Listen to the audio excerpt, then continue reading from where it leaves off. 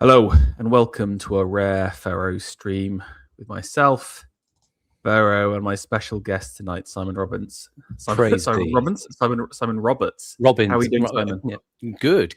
Yeah. I was just looking at your channel, actually, and I realised we did our first theatre review, a play at the Royal Court, That Is Not Who I Am, which you can find on the channel if you like and subscribe right now, 3 years ago. And then we did a play at the Almeida last year, and we're doing another one now. And we did go to Hamlet at the National last year, and we were probably thinking of reviewing it, but I was going off to Australia, and we didn't really get time. That was right. Yeah, you had to return to the motherland, to the home ship, but sadly, yeah. But no, it's good to. I mean, I'm enjoying doing our little sporadic streams and just the hardcore fans. We're not talking normal art fans. This is the real niche. This is why I called it the elite theatre group, theatre review club.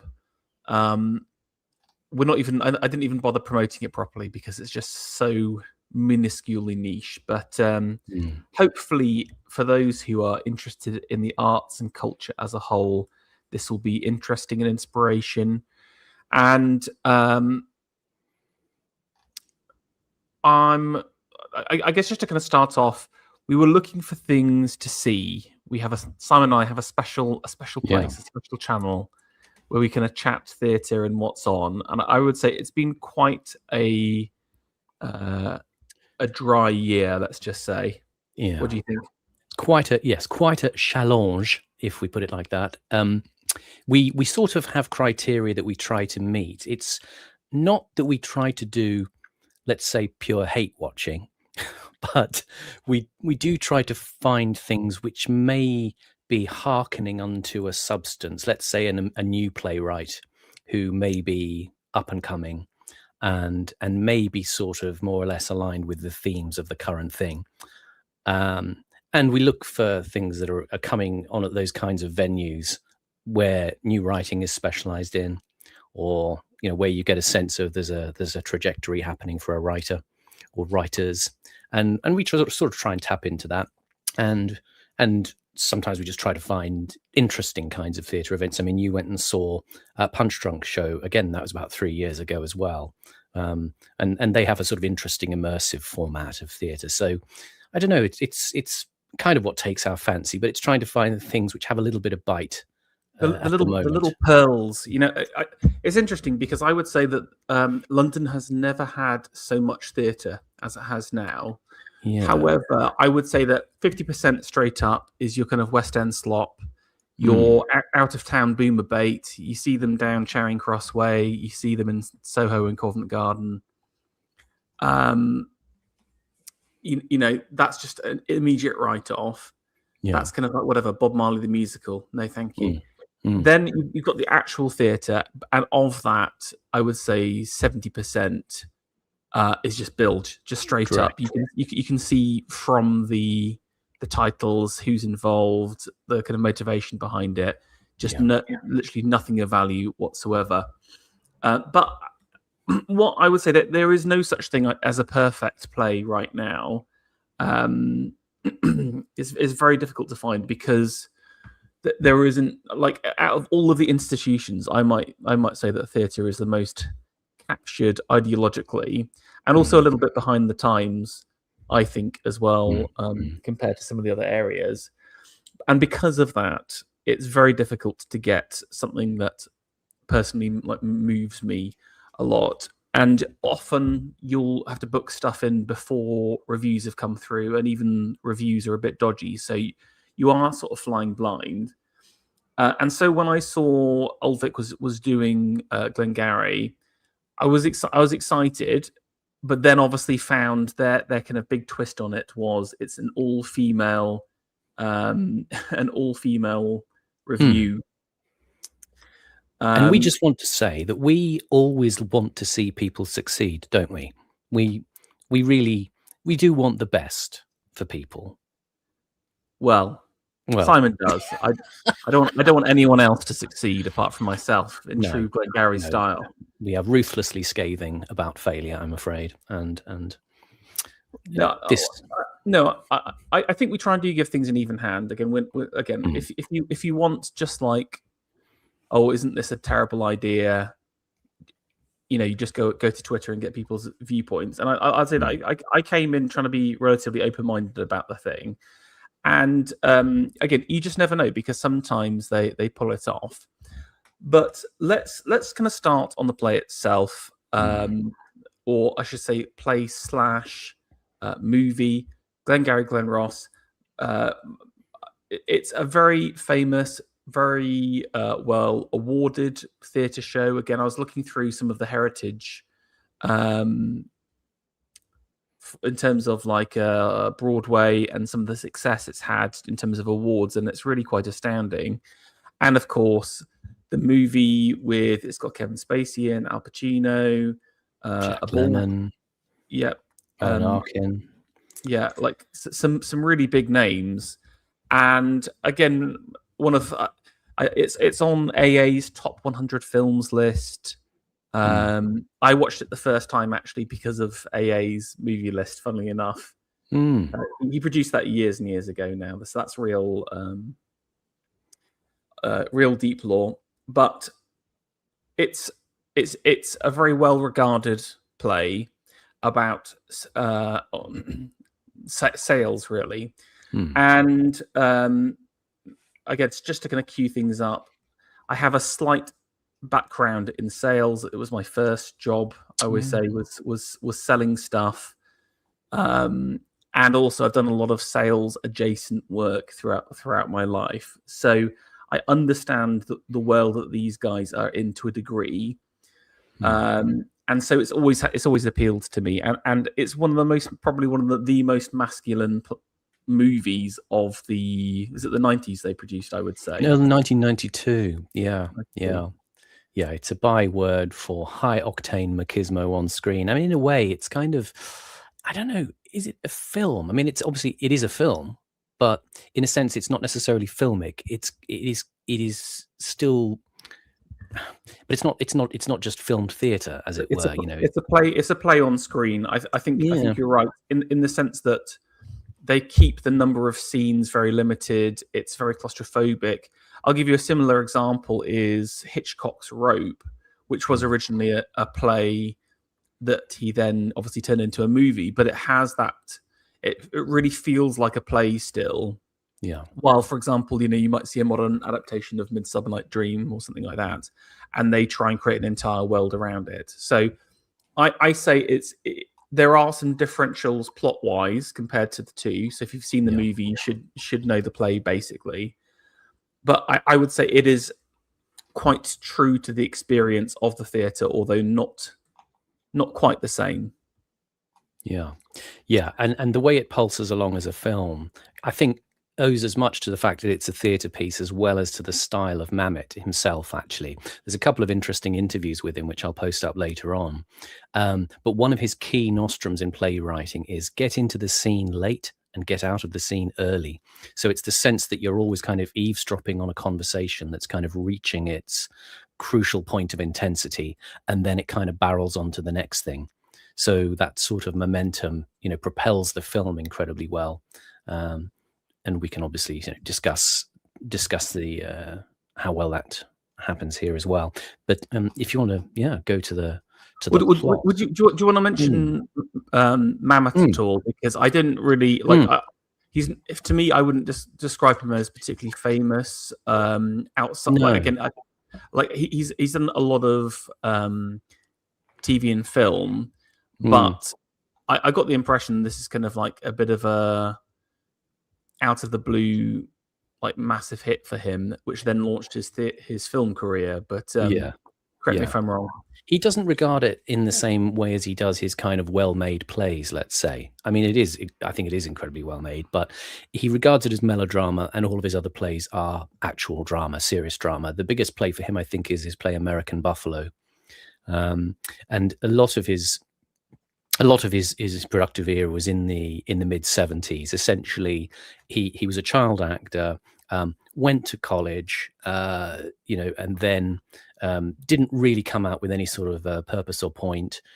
Went to instruct at another college, and started writing plays. He sort of gave up on any ambitions to be on the stage quite early on, but he did work with his own company in Chicago in the early 70s, the St. Nicholas Theatre Company, and he wrote plays for them. And it was a kind of along the lines of a sort of theatre cooperative. They had a famous company there called the Organic Theatre Company, which was very much, one week you'd be directing the play, another month you'd be writing the play, another month you'd be acting the play. So everybody kind of shared roles, and it's kind of one of those good apprenticeship kind of models of everybody kind of get a resilience and a sense of being jack of all trades in the theatre, and also a turnover. In a way, it's kind of like an American version of the rep company of old, where you'd be under a certain amount of time pressure and cooperative strain to produce things as well as you could in a limited time frame. So he did that, and then I mean, there's a funny thing in one of the interviews. I mean, he has a classic boomer anecdote about this time of his life. He's done a sort of succession of sort of odd jobs here and there, among which are sales. And so he says in this interview, I'll just read it. After college, I worked as an actor, a cab driver, a cook, a busboy. I did all of that. At one point, after I'd been running a theatre for a couple of years, this guy came up to me at a party and said, I saw the whole play. I liked it very much. I said, thank you. He said, do you want to come and be an editor at We magazine? And now, for people who don't know, We magazine was kind of like a sort of like a competitor to Playboy magazine in the early 70s. It was sort of slightly European inflected, a little bit of sort of Parisian naughty fun kind of thing, but it did what Playboy did in terms of having like serious writing, in quotes, like interviews and features and so on. And this guy comes up to him at a party and says, do you want to come and be an editor at We magazine? I said, why did you ask me? I have no idea what the job entails. And also, I'm sure I'm unqualified for it. And he said, no, I'm not sure what it entails either, but it'll be a little bit of this, little bit of that, little bit of this, make it up. And I'm sure you are qualified for it. And I said, well, I hate sitting in an office. And he said, don't, come in and do the work for however long it takes you and go home. And I said, And he said, I'll pay you $20,000 a year. This was 1975. 20,000 was a vast amount of money. Now, in 1975, 20,000 US dollars is equivalent to about $123,000 today. And so he said, okay. And I worked there for a while. And he said, before that, I was selling carpet over the telephone, cold calling out of the Blue Book. So again, as I say, it's a classic boomer anecdote. He just walks into a massively well-paid job with virtually, it seems like no effort at all, at least in the way he tells the anecdote. I mean, I find it quite funny. He obviously, he's working at a porn magazine, which does kind of serious interviews occasionally.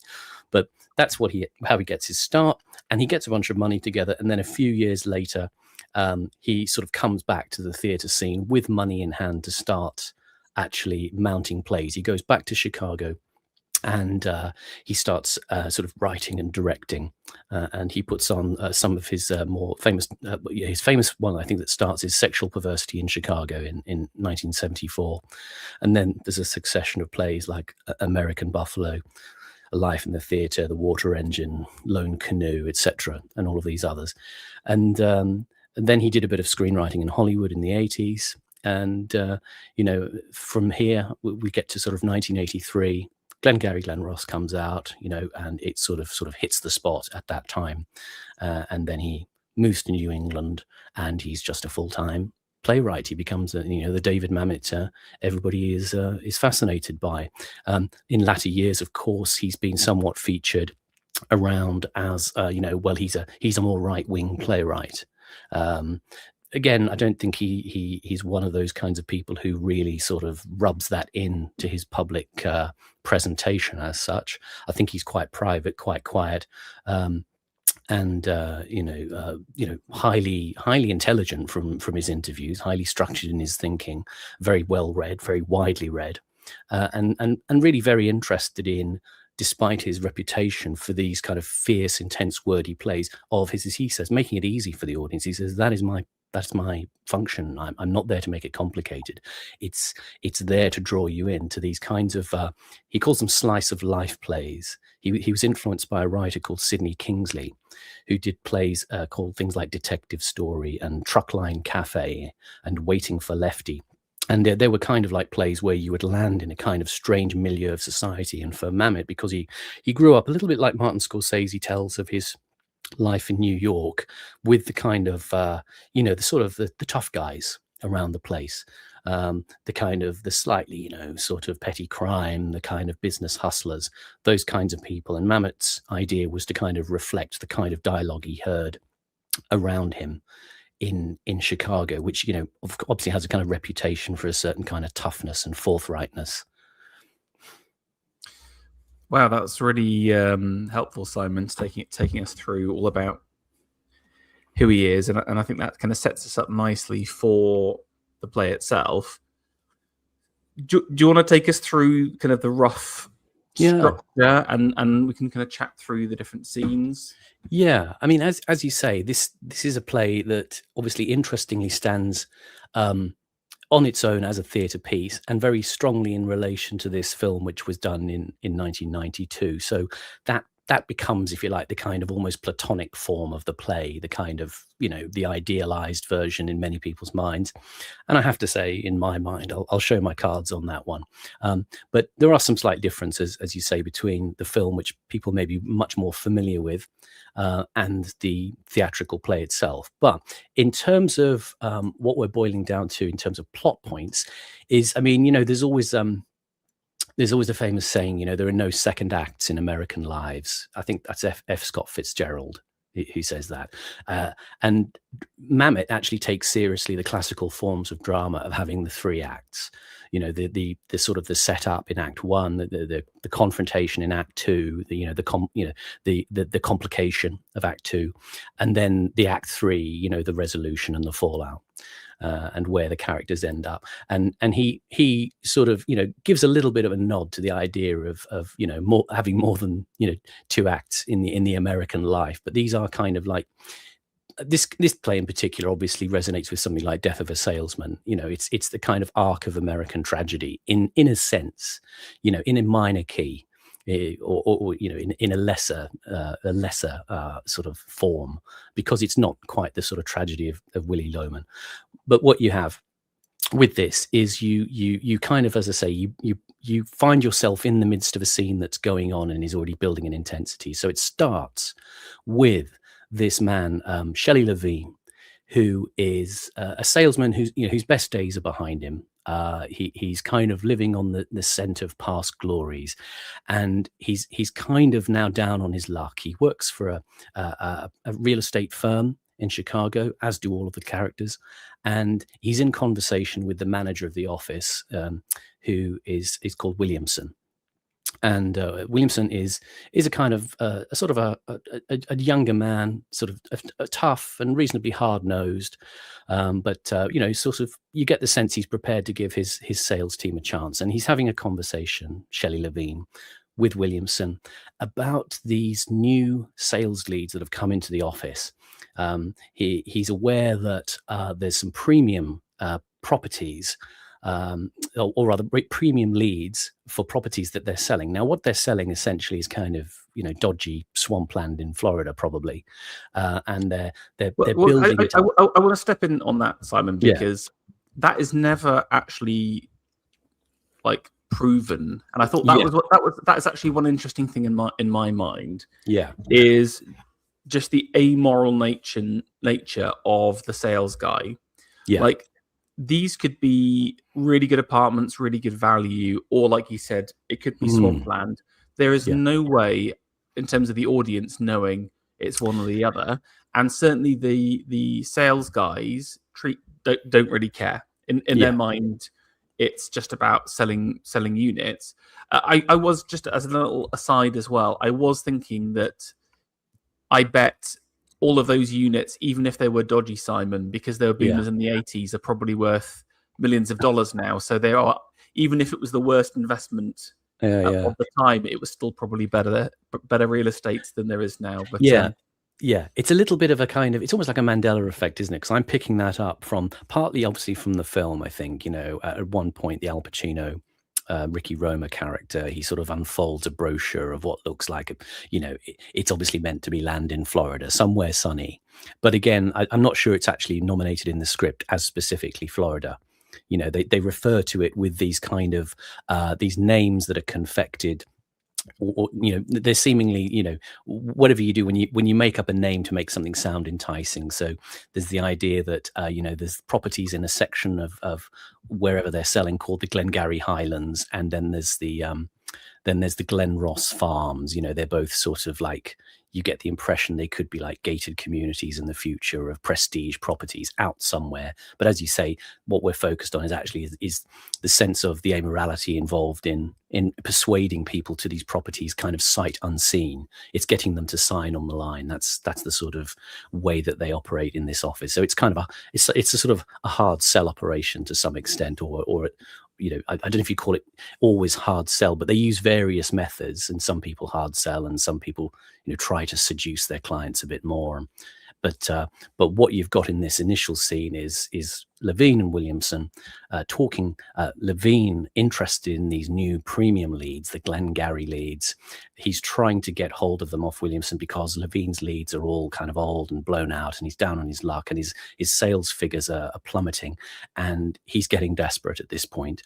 And he tries to persuade Williamson to perhaps be a little bit naughty and hand some of them over, and then he tries to sort of offer to make a deal, to pay him some money for some of these premium leads, and they have a kind of very tense and strained dialogue about that, during which Williamson more or less gives him the cold shoulder, and it then moves on to the next scene where two new characters come in, Dave Moss and George Aronoff.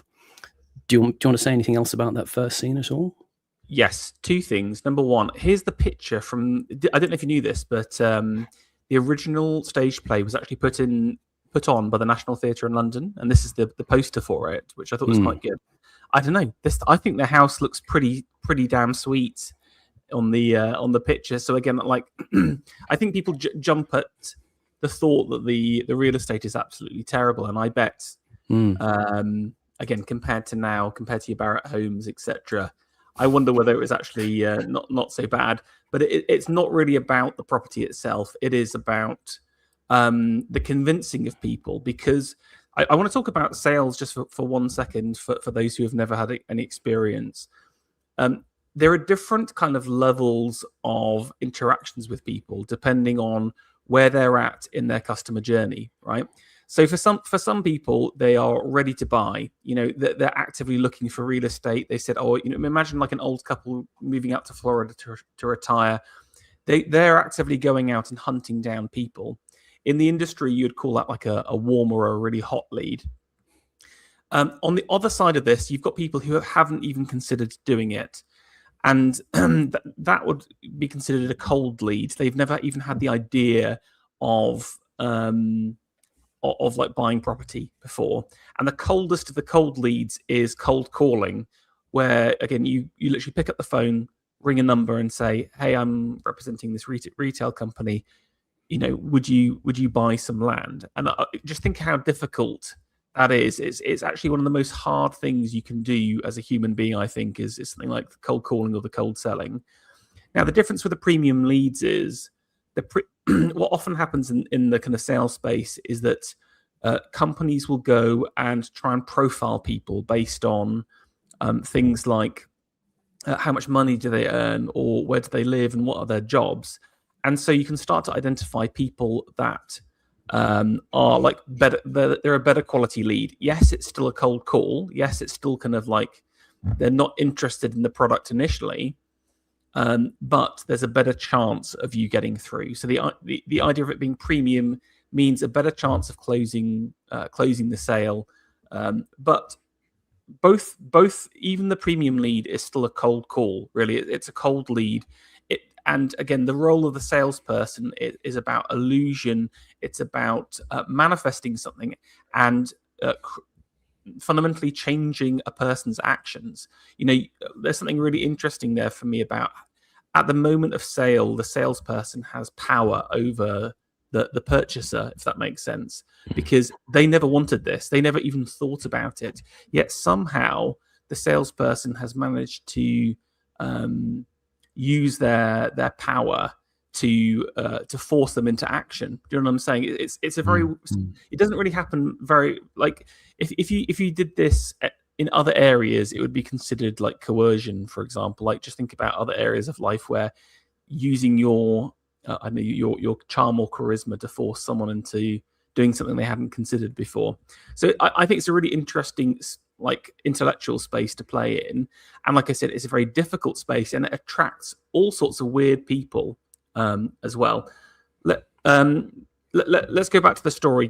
Keep on going though. Yeah. So I mean, the interesting thing there, I'll just say though, is Levine is a guy. He's kind of he's situated as kind of old school, and he's got a kind of very suave line in patter to the customers, and he's very much situated as a man who may have had glories in the past.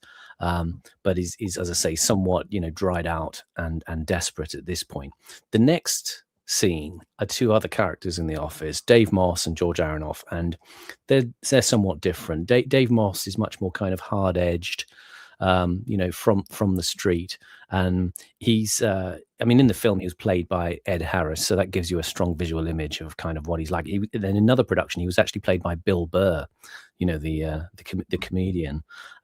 So very much your blue collar guy who is chasing the dollar, and he's got a very kind of direct, bluff, and perhaps somewhat hot-headed manner with people around him.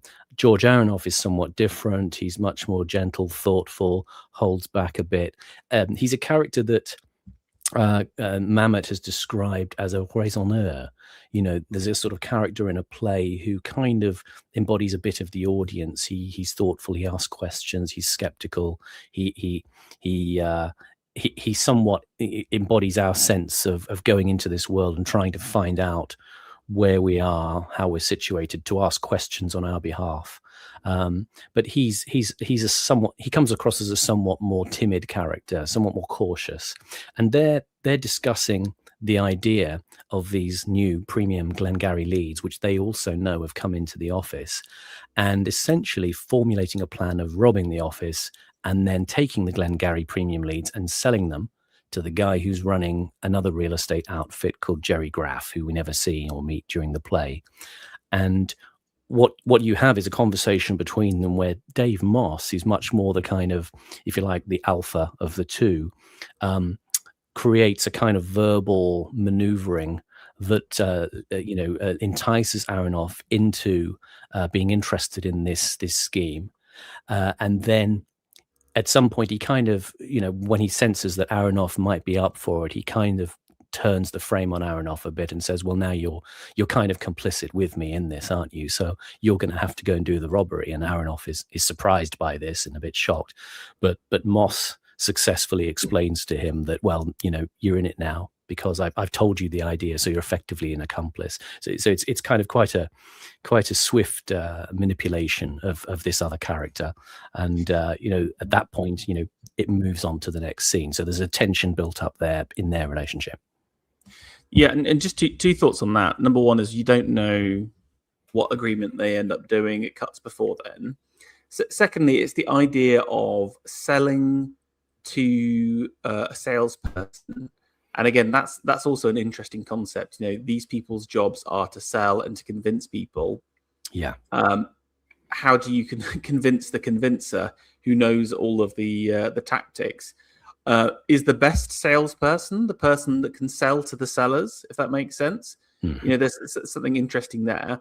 And then finally, just as part of that kind of sales arrangement, this is the kind of trump art of the deal stuff, really, which is about positioning things in the most profitable way for you. Okay, and profit isn't necessarily just about the money, but it's also about risk and liability. And so the deal that is offered is that Moss will basically be in charge of selling the leads. His job is the connection to the other company, but to Graff, and the other sales guy's job is to do the actual robbing. But again, think of it from like a liability perspective. All of the risk is placed on the other guy, but without the connection, he's got the lead, and that gives him power over another candidate at the same time. Yeah. There's a we'll come on to the analysis later. There's something I could say, but I'll hold it back. There's this particular scene that then moves on to the third scene in this first act, which is between another of the salesmen, Richie Roma, and a customer, a mark, if you like, called James Link. And these scenes in the first act seem to take place in a kind of bar or a Chinese restaurant. In the film, this is kind of located over the road from the office where the characters work.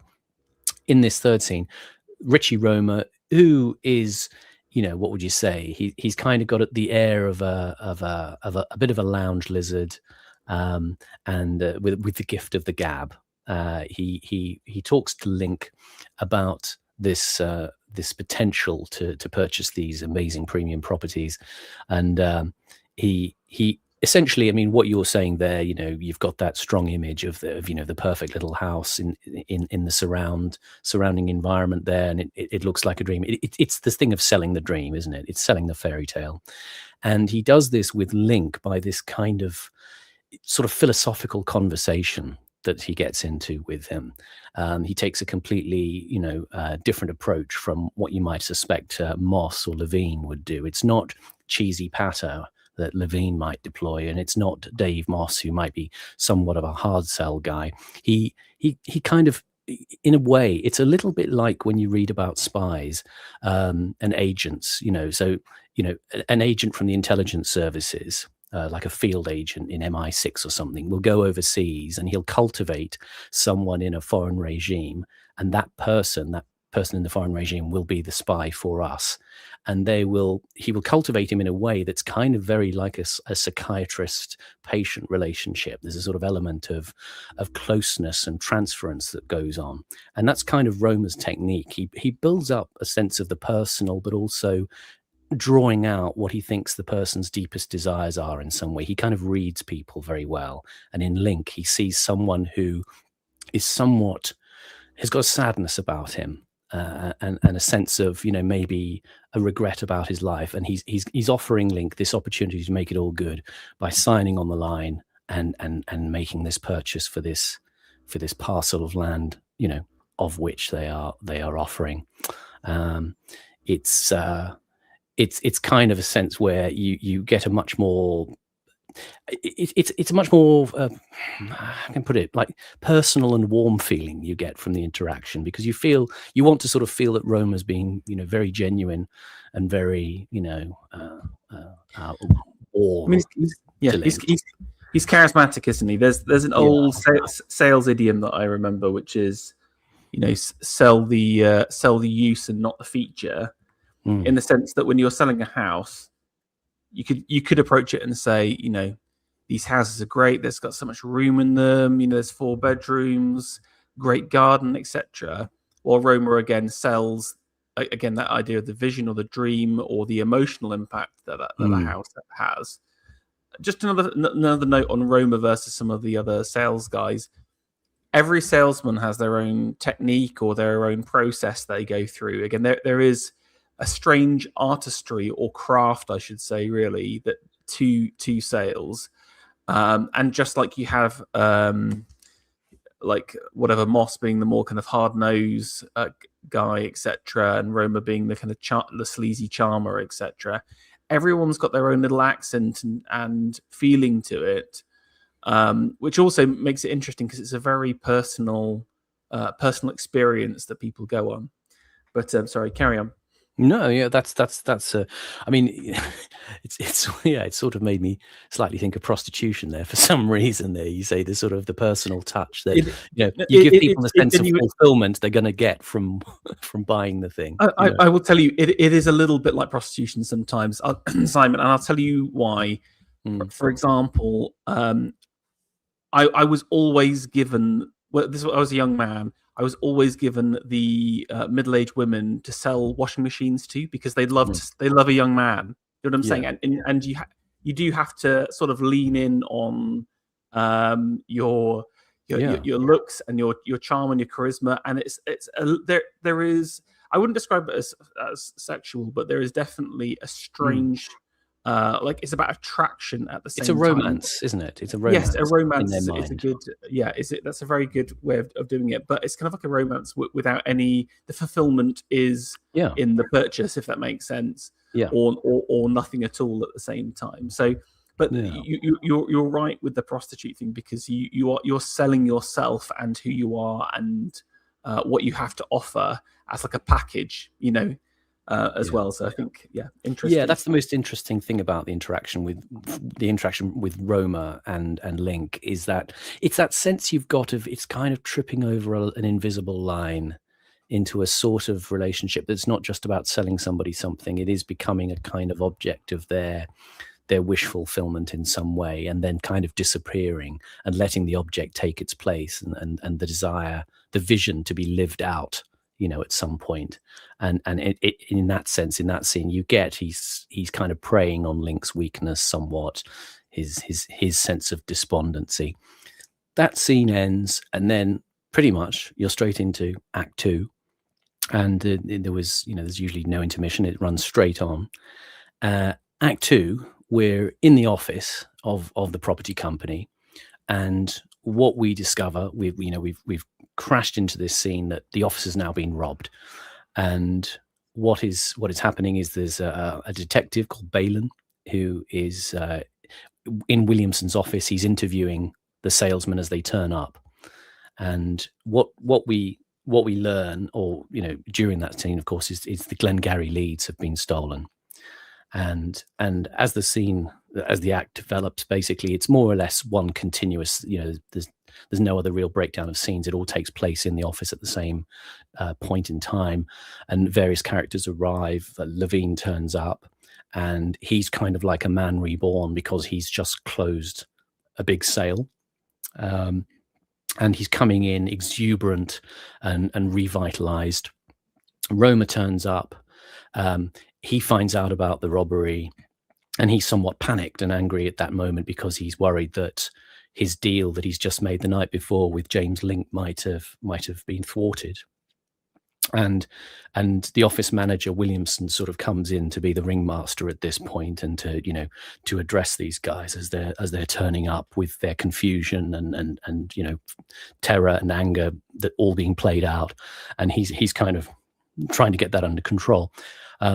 So there's characters talking. I mean, Moss turns up, during this scene, and he gets very overheated, especially with Roma, and storms out.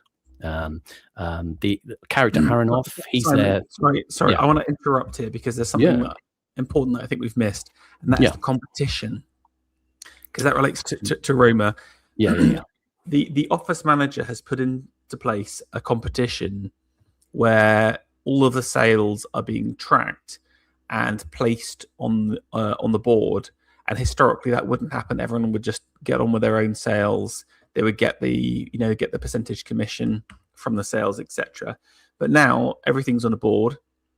The top winner wins a Cadillac, and the losers, it's implied that they're going to get fired. Although I think in the theatre production, they don't explicitly say it, do they? I think it was, I honestly can't recall the difference, because I'm always thinking about the film at the moment. But in the film, they definitely say it. Baldwin goes in and says, "Yeah." It's essentially the second runner-up will win the steak knives. The third person will get fired. So yes, this is the sort of the underlying kind of incentive structure, you could say, for the characters in this kind of moment of extreme, what's the word? Desire to meet their targets and to win the competition. And for Levine, it's that he's kind of not had any sales. He's not been on the board for some time. Roma's currently at the top of the board, and then Moss and Aronoff below that. So you've got that tension there as well. And again, I mean, I was going to sort of mention that later on, because essentially there's kind of the emblematic scene in the film version is the setting up of the competition. That's kind of a very memorable sequence where you've got this other character, Blake, who was really just invented for the film, comes down and lays it out and puts these guys under sort of very great duress and challenge to meet the targets and to keep their jobs. So as this Act 2 plays out, you've got further complication is that James Link comes into the office, who Roma has been cultivating the night before, and he's made him sign the deal. And essentially Roma sort of sees him coming and tries to duck out because maybe he's got a sense that Link is going to renege on the deal or panic and cancel. And of course, Link is coming to say that he's changed his mind because his wife's found out and he's kind of bet the farm, so to speak. He's put all of their money on this deal, and he wants to now get out of it. And Roma essentially tries to make out, after a sequence where he has to talk him down, that the deal hasn't gone through yet, the check hasn't been cashed.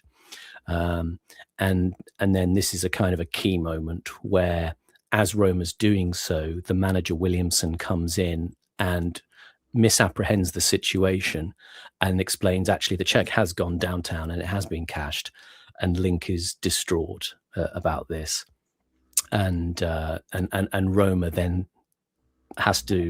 he turns on Williamson in a fury and excoriates him for messing up his deal, because Link has now left in distress, and because he's under the impression that basically he can cancel the deal within a given time frame, and Roma's been desperately trying to talk him out of thinking that way, but at this point it's all going south for Roma, and Link leaves, and Roma launches himself at Williamson and vituperates about how he's just thwarted his sale and why can't he just shut his mouth and so on. That confrontation happens. What goes on from there is that as the play descends, essentially Williamson is now kind of left in the office, and Levine comes over and starts crowing about his, he's obviously, cut this big deal overnight. He's sold, 8 plots of land, and he starts to really dig into and needle Williamson. And this perhaps goes back to his resentment from the first scene of having to try and beg Williamson for some help. And now he's putting the boot into him. And during the course of the conversation, Williamson picks up a clue from something Levine says that suggests that Levine knows, or in fact has been the one who's stolen the leads, and Levine's given himself away.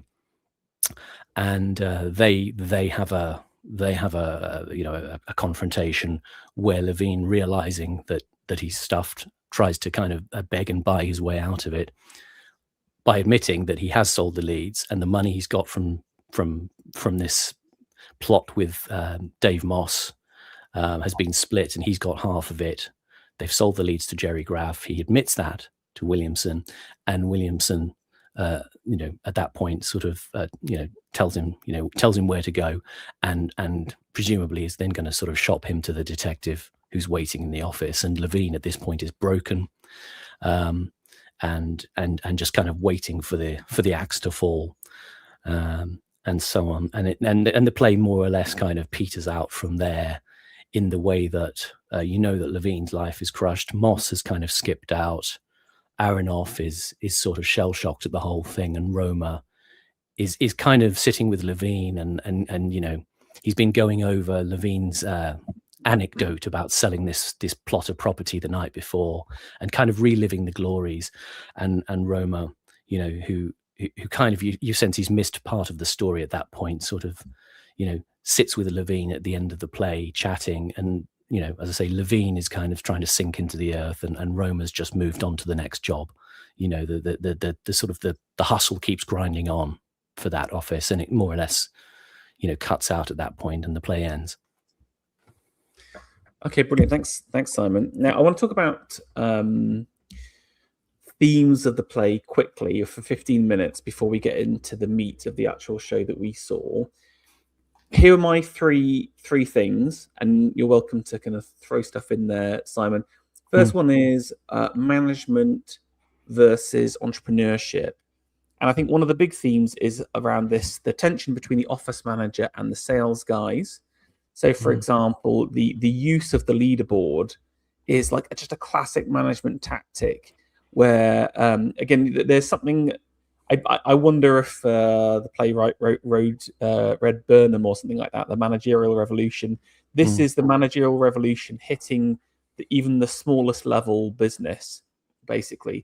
In the past, salesmen were just free to do what they liked, and now they're being sort of corralled together. They're being forced to hit targets. They're being played off each other. They're being monitored through through the board. And I think it's so interesting because this is kind of like, we're living in this super managerial state. Most businesses are like this now. They have this hyper competitivity. I mean, there always was competitive. A competition in the past, especially for sales guys, but in a much more gentlemanly sort of way, in a kind of like it was about respect and honor and reputation and name. Even the idea of being given a name, like the machine, for example, as opposed to being a number on the board. And again, I think one of the issues with managerialism is this reducing people down to a number on the board, to winners and losers, when actually life is a little bit more complicated than that. Yeah. Now, just to kind of show you that, I've managed to Roma, when he comes out of the out of the police interview, having lost his sale with Link, says this, and I'll read out some of it. And I will not read the swear words, but you can read it across here. I swear it's not a world of men. It's not a world of men, machine. It's a world of clock watchers, bureaucrats, office holders. What it is, it's a messed up world. There's no adventure to it. A dying breed, yes it is. We're the members of a dying breed. And that's why we have to stick together. And so I really like this idea of the idea of sales itself. Yes, I mean, there is an element to it where it's kind of like the scummiest people work in sales, and I've met them. I am myself. I myself am a little bit like that, but there is also that there is something strangely adventurous about it. There's something very brave and fearless. And the people that, especially like I said, some of the kind of colder style leads, you have to have such confidence to go up to people and say, "You should buy this thing." And it's interesting that he's managed to feel this, for me, is actually more emblematic of 80s managerialism fully appearing in life, and this idea of the individual being subsumed into something bigger. And I think it's something ironic that with a name like the Machine, he is being pulled into the machine, the world of clock watchers, bureaucrats and office holders, and this idea of adventure. And I just think today, like, where is the adventure today? If there's a young man who wants to achieve, wants to do something new, everything's been discovered, everything's been done. You can't go out there and make a fortune anymore in the old kind of ways. The idea of adventure is fully finished. So obviously the play is a critique and holding up the mirror to sales, but at the same time, I think it's a recognition that it was kind of like one of the last true pure entrepreneurial pieces. But do you want to talk about management a second? Well, that what you've laid on there actually is very much in conformity with things that Mamet says about this era. I mean, I'm reminded when you're talking there about the machines and men. It reminds me that Edmund Burke, one of the theorists of conservatism, he had this quote I remember about. He said, "The age of chivalry is dead. That of sophists, economists, and calculators has succeeded." And that's kind of the age we're talking about. It's like Shelley Levine is kind of an old soldier from World War II or something, the good fight. And he's come into this world where it feels like it's much more devious and strained and exploitative and underhand. And Mamet talks about this in an interview around the time I think the play went out. He says, once someone has no vested interests in behaving in an ethical manner, and the only bounds on his behavior are supposedly his innate sense of fair play, then fair play becomes an outdated concept. But wait a second, why should I control my sense of fair play when the other person may not control his sense of fair play? So hooray for me and to hell with you. It's kind of like this is a sort of moment where, like, let's just say the nature of work is changing. You know, the characters in the play, this play's put out in 1983, but the characters in the play refer backwards in time to eras when it was kind of, you know, they made some great sales. And I think they're usually talking in the play about the mid 60s towards the end of the 60s. And of course, you know, the sort of economics of the times, if you think about it in relation to that, changes during the 70s. And like the film, for example, is set in the early 90s, and again, it's pertinent to the time because there's also been a downturn in the American economy at that point. The sense of things are just getting harder and harder, and it kind of collapses the old sense of, you know, a moral position, if you like, and it's become a workplace that's much more ruled by game theory than it is by, you know, some sense of reciprocity and striving, you know, that people could put honorably to work, you know, in their ingenuity and entrepreneurialism. It's kind of like there's something mercenary about sales. So I almost see them as kind of like mercenaries for hire kind of thing, or they're doing their own thing. You're independent, but again, you're still part of a guild or a band, and there are certain rules and lines that you don't cross at the same time. But in the managerial world, it's not about, do you know what I'm saying? That's sort of lost. And but also, I think there's something really interesting about today in modernity. And again, who are the people winning today? I mean, I think if you look around and see, you know, who are the guys that have the nice car, you know, a lot of them haven't made their cash, I would say, through legitimate or honorable ways. And so what happens is everyone starts to say, well, wait a second, why am I following the rules when everyone else isn't following the rules? So I think there's something really interesting that societarily that's going to go on. You know, there's lots to talk about the low trust, but I think a lot of people will check out with the system as a whole because they can see, just like in Marmot's interview there, something similar. Okay, I want to move on to the next point, just because otherwise we'll never finish this thing.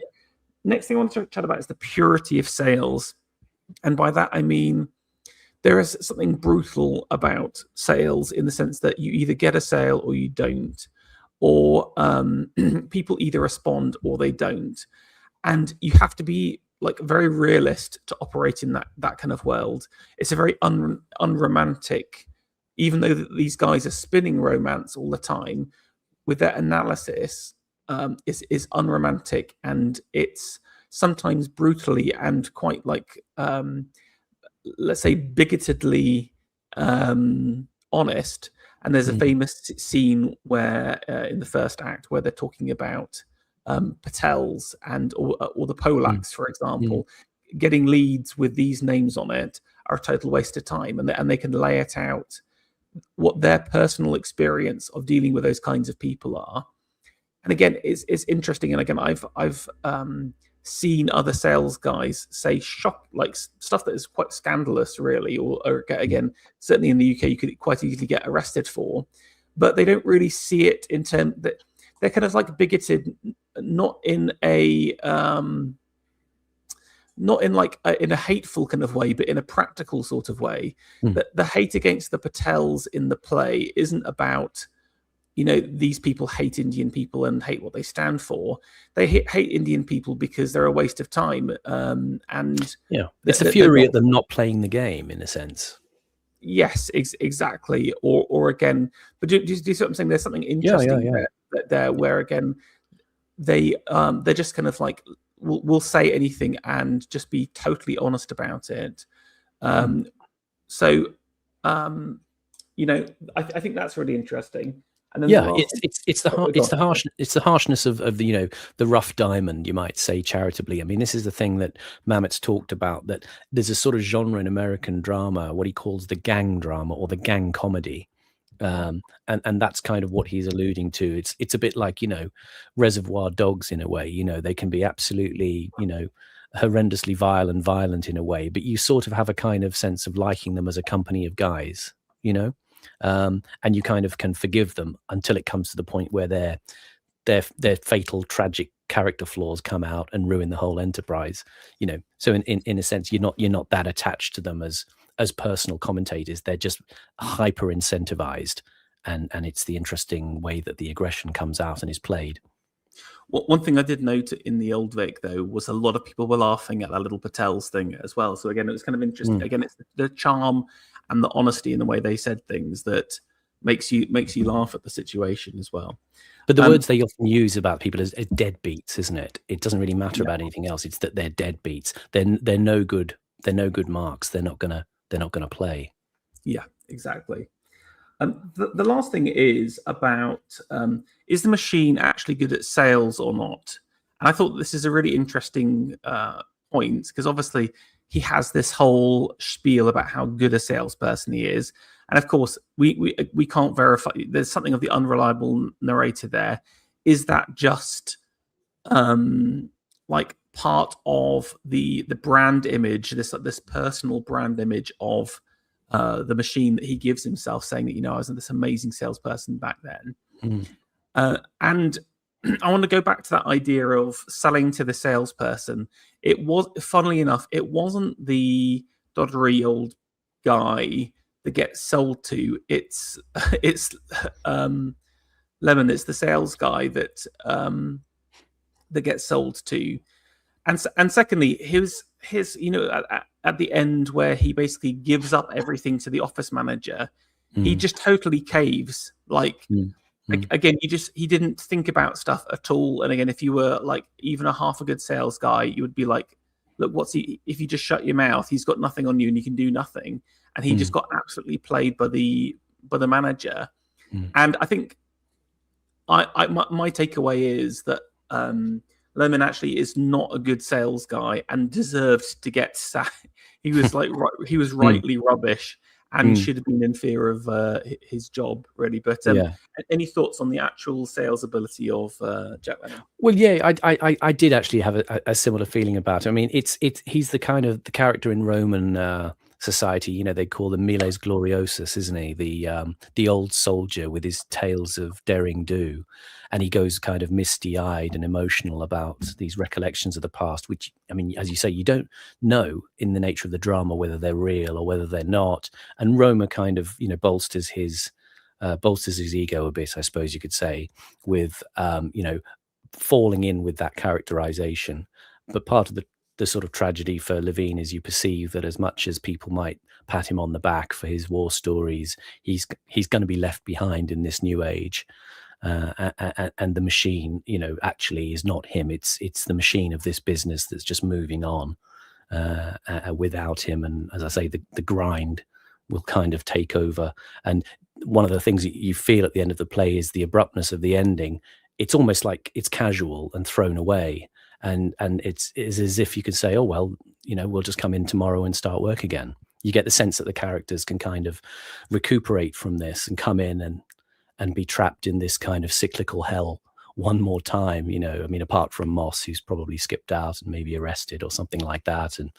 But the other guys are just going to have to come back and keep plugging away, Yeah, interesting. I kept saying Lemon. I meant to say Levine. Sorry, when I was talking about my section. Yeah, Jack Lemmon, who plays him in the film. So yeah, it's a good compilation. Okay. Any other themes you want to talk about before we can talk about our Old Vic experience? Yeah, we can sort of plunge in. I think it kind of comes out of, as I said at the beginning, the film looms very large for me, and so you kind of can't. I felt I couldn't talk about this production without the sense of the film, because to me the film felt very definitive, and the deficiencies I perceived in the theatre production were exemplary, played out in an exemplary fashion in the film, and not so much in the stage version. Okay, cool. Now I've managed to find a TikTok from the Old Vic with some of the cast members, and I'm not sure this will work sound wise. Let me just. Here we go. Can you hear this? Is this coming? I think so. Oh. Or do you have to share sound on StreamYard as well? I don't know. Could you not hear it? Could you not hear it at all? Couldn't hear them saying anything. No. Okay, hold on a second. I will try and do a reshare because it's quite funny hearing. Also, there's some hilarious stills right now.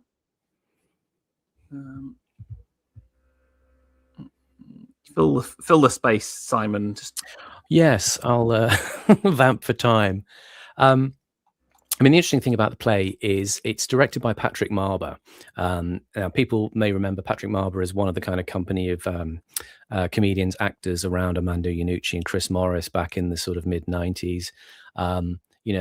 His pedigree was, kind of, going to Oxford or Cambridge. I think he was at Wadham College. Is that Oxford? I can't remember. Anyway, but he got into that sort of little rep company doing things like The Day Today and so on, and that sort of Amanda Iannucci, Chris Morris scene. And then he went on to become a pretty successful writer. Famously, he did Dealer's Choice at the National in the mid-90s, which was kind of his entree to being a successful playwright. And then the play Closer, the one that was made into a film with Clive Owen, Natalie Portman. So he's done rather well. But the interesting thing about him at the moment, he's got a production in the West End. He's got a production of the Mel Brooks musical, The Producers. And the interesting thing about it for me is I tweeted about it a few weeks ago that version of The Producers, which, as you may know, it's about a theatrical producer down on his luck trying to get a hit show up. He decides to commission a musical about Hitler and the Nazis. And it was made into a film in 1967 with Zero Mostel and Gene Wilder, and is a sort of oddball kind of hit. And the version that Patrick Marber's directed in the West End is curiously very much decaffeinated with virtually no Nazi imagery or sort of aesthetics in it at all. He's kind of tried to sort of flip it into a sort of sort of sequins and kind of Broadway kind of campness, and he's sort of, I get the impression that what he's doing is he's trying to sort of decontroversialize the play to what people might call modern sensitivities, but in a way he's also kind of killing elements of what makes it work, because obviously the nature of that production is that it's the sort of contrast shock between the sort of polite Broadway audiences coming to see a musical and then seeing, Hitler and the Nazis, prancing around on stage. And that kind of gets lost because he's kind of erased that from it. And that's the thing I think that he's, as I say, he's kind of got the deadening touch here a bit as well, in terms of taking out the thing that makes the play motor along, for me anyway. Right. I think I've got it working. I just want to say, hate The Producers. It's rubbish play, rubbish film. Stupid, genuinely stupid, and I don't like especially don't like Gene Wilder in that. Right, here's the vid. Let's have a little listen. I'm no good with TikToks. It up and load the play and open it up in really amazing ways, but we just don't know, but we just don't know. Is that working?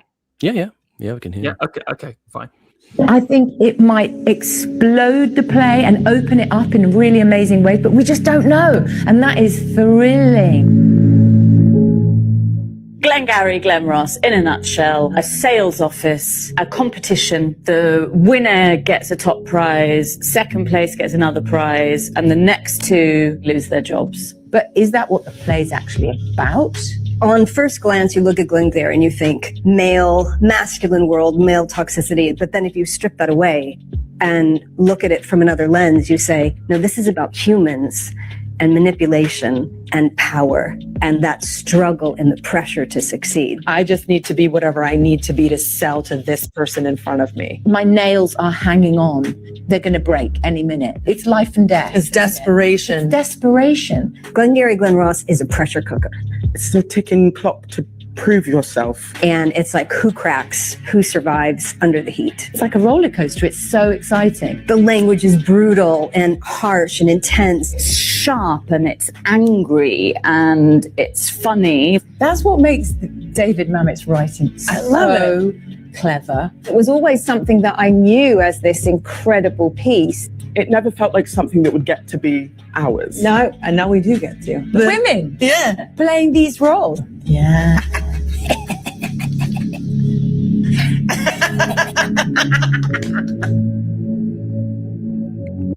I mean, I just love that laugh at the end. I witchy. quite like the girls after the film, but actually watching that TikTok made me genuinely dislike every single one there. Just to get, I'm gonna get a rewind on that little laughter at the end. Yeah. These roles. Yeah.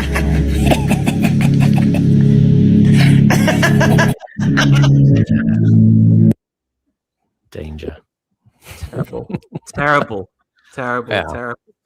Kind of interesting because there was obviously the various characters from the play, but also the director there, and she had said, I thought the most interesting line was getting rid of the toxic masculinity and talking how this is about humanity as opposed to like both men, and this applies to both men and women as opposed to just men, and then manipulation and power as well. But I want us to have that in our head as we're going to go through. So obviously, as we said at the beginning, the production is a full gender swap on the parts. Just want to have a little chat about gender swaps, how they work typically, and like what are the ramifications. I think that the first way to do it is to basically have the play exactly as is, and then just cast the people as women. And that's what these guys did. So the script is identical. They refer to themselves with the male name. They like the text doesn't change. It just happens to be that they are women. I would say the next level is there's a little bit of accommodation for the gender swap. So they'll change the names, they'll change the love interests, and change the pronouns, etc. And then I would say the highest level is to do like a full play rewrite with like adapting some parts to the women as part of it. But like I said, they went for the first option, which was to do the play straight, but obviously women playing the different parts there. So, Simon, do you want to just take us through your kind of thoughts, like what was different, maybe some of the staging? In fact, let's do staging later. Okay. I mean, should we do the staging? It didn't linger in my memory, to be honest. The staging. I mean, essentially, they've reconfigured the. Can we talk about the staging? Is that okay? Because let's do it. I don't want to get that out of the way before the venom comes out. They've reconfigured the Vic to be, sort of in the round. The stage is kind of like a circular disc. I mean, it sort of reminded me of like a casino chip. It's kind of almost like a sort of a flat, coin with a sort of rim, which, turns red occasionally around the outside, on which there are stage lifts which produce these desks, for instance, that you see here, or they, at the beginning of the play, as it's set in the restaurant, you have the tables and the benches in the restaurant which disappear under the stage lifts and then pop out again in the second act as the desks in the office. I think it's the opening of Act 2 that you see this kind of explosion of papers, snowing all over the stage, which you see in this scene here, to symbolize the robbery in the office, and it seemed fairly spare to me. I mean, not terribly spectacular, and I'm a bit against very very sparse stage workings at the moment, and there's something of an element of that being in the round that I felt it was used to kind of put the characters on trial somewhat. I think that felt like it was part of the kind of the the purpose in this sort of form of staging was for us, circles, in theatre as actors, one of the things you kind of learn working with circles on stages is there can be quite aggressive configurations. Energy is kind of turned inwards on itself in a circular plane. And on this sort of thing, you've got people who've commented to me, have said, well, it's like you're in their little world. But it's kind of like, okay, but it's directing all of that aggression inward to the sort of center of the stage, to sort of crack and fizzle and pop. That's to me the design intent. I don't think it works, but you may think differently. Yeah, I mean, I think it's difficult because obviously there's basically Chinese. There's like the restaurant scene at the start, then there's the office. So what can you really do? What can you really do with that? I think, like you said, it's more about how does the audience interact with the space. I mean, I just got the impression it was just a purely cynical. How can we pump more tickets out of our new thing, as opposed to deep and meaningful? Because it's a small play with a small cast. You're able to basically shove in another 100 seats, and the place was packed out. I would say there was like 1 or 2 spaces that were empty, but it was a sold out production day we went to. So I think it was just purely cynical. I mean, I would give the staging like maybe like 2.5 out of 5 for the sets, but like I think it's difficult. There's not much you can do, but they didn't make it that particularly interesting. I thought the outfits were more interesting, and again they went for like I've got some of the kind of cast characters here. This is the office manager, and here you go. You can see the kind of Chinese restaurant or Japanese restaurant here. They were meant to be eating sushi, weren't they? Pretty basic stuff. I mean, I thought she had the kind of coolest 80s outfit, but I think they could have gone bigger. I feel like they should have they could have made it a bit more fun and a bit more camp, like straight up Dallas. And they actually made the characters a little bit too serious. And again, it was interesting because, for example, this is Moss's character. Moss became this kind of quite good, I think one of the stronger characters, like powerful saleswoman, but also, she's got the kind of blonde hair. She's well done up, red lips and painted nails. But for example, I've never ever seen like a saleswoman like they had for Roma. Again, it works when it's like a male guy in a leather jacket, but it just doesn't translate in the same kind of way. And again, this is where they've kind of been shackled a little bit by the movie because Pacino wears. Does he wear a jacket in that? He doesn't wear leather. I mean, I think that looks like a leather jacket, like a kind of Gestapo chic there with the glasses. I mean, in the movie, Pacino's very much like a sort of almost like an echo of Gordon Gekko in Wall Street. He's kind of like a trader with braces. He's got the sort of 80s power dressing, the big shoulder pads and all that kind of stuff, and kind of looking quite slim and sleek. And this version of Roma here. I mean, we should say one interesting thing about the dynamics of the scene that the Roma character plays out with the Link character. That particular actress and her style is kind of is very much signposting that she's using seductive techniques. There's a sort of a bit of a frisson in that scene where I can't remember what is it she does. Does she actually touch the other hand? Yeah, kisses the hand. Yeah.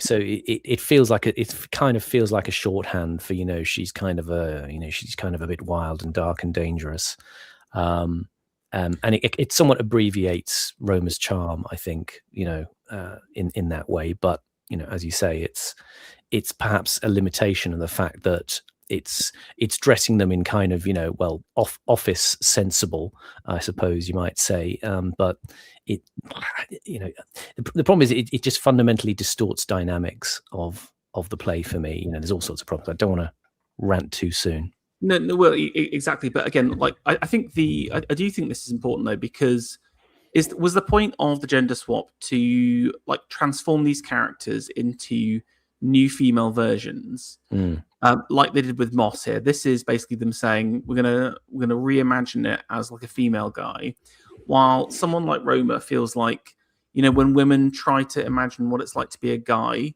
that's kind of how Roma looks if that Yeah. makes sense. Yeah. Or to me, she looks like I don't know, like someone that's fallen out of The Matrix. no, it's specifically like Central St. Martin's fashion graduate scheme, something like like they've just done their last they've done the runway show on the last year of the course kind of thing. It's women imagining what it's like to be a man. And do you know that meme at all? When you see kind of like whatever female to male transgenders, and they try and pick up what signals they think it is, but it never really plays. But I think that was one misstep. What was the point? Like, how are you translating these characters across through dress? And they hadn't, and it was a bit of a mess. They did it partially for some and not really for others, and I didn't really. And stuff like the office manager, for example, again, like pretty dull. I think they had an opportunity to do something really fun, which is saleswomen in the 80s is some of the most ridiculous outfits and dresses. Very, very boring here. Like, you keep talking. I'm going to get a picture of Dallas a second. Hold on. Yeah. I mean, the difficulty for me with this is it's denatured a lot of the tensions that make the play work. I mean, it was kind of a lot of it was really in the performances rather than things like the costuming or the design. I mean, but I didn't like the sort of somewhat placeless kind of quality of the design. That's something I could talk about separately.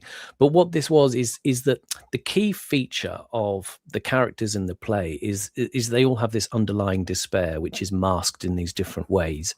And of course, for me, I mean, it seems like the play really rides most of all on the Levine character. And especially when you consider, Jack Lemmon's performance in the film, he is this man for whom the old black magic is not coming anymore, and he is just sort of, a few breaths away from going kaput. And they all kind of mask this problem in different ways. Levine with his patter and his kind of showmanship, but in the film, it's kind of signaled that he's kind of shambling along still in his kind of clothes from the 1960s, his kind of Poindexter shirt with the short sleeves and his kind of somewhat raggedy trench coat. And you've got the sense of this guy breaking down, and the others in their own ways, like Moss, are sort of trying to kind of fit in, and Moss is hiding his despair with his short-tempered anger. Roma, conceals it very deeply in this kind of Lothario, and the Aronoff character played by Alan Arkin in the film just has a kind of, I suppose you would say, a man from whom hope has been evacuated already anyway. And it's that sense of those characters playing and living with that tension, whereas these all kind of looked like ladies in an office who, not really, there's no hint of that suffering anywhere. they kind of, they came in and the lines were kind of sort of spat out. I mean, a bit sort of like end to end, in a way that doesn't feel like Mamet. Mamet, it feels like the lines kind of have to splay and layer over each other and crash and have a certain kind of rhythm, whereas these lines were just sort of popping out one after the other, a bit like something coming off a telex printer, to be honest. It sort of didn't really engage that kind of spark of the interactions that the men have by their strain to contain their desperation, which then kind of bleeds out into this, exotic language and these kind of highly charged dialogues, which, as you said, are all about the characters selling something to each other. And whereas I felt these actresses were just kind of sort of firing the dialogue at each other as if it was kind of magically going to convey all of that, but they brought no sort of sense of hinterland for me to the characters on the stage at all. I will respond to that. Okay, look, here's what I was saying with the you could have done something fun with the dressing. This is a bit of like 80s power dressing. Like you had this entire style, big shoulder pads, etc. Could have been really, really fun, and you ended up with like this is the office manager's outfit is one of the saddest outfits I've seen on the stage for a long time. It's just really, really dull. Or again, this kind of weird lesbian matrix. Very, very, very, very sad. Okay, let's talk about that then, which is there is a fundamental issue, like you said, I found, which was because they kept the dialogue exactly the same. it just doesn't translate when it's a woman saying it. And the reason why is, for example, with forgotten his name now, the machine's character, Shelley Levine, yeah.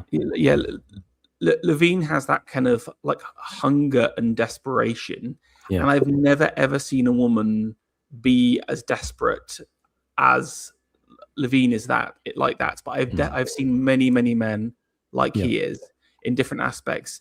Like at work, they like even the kind of female sales girls would never be like that at all, and so you never get that kind of desperation.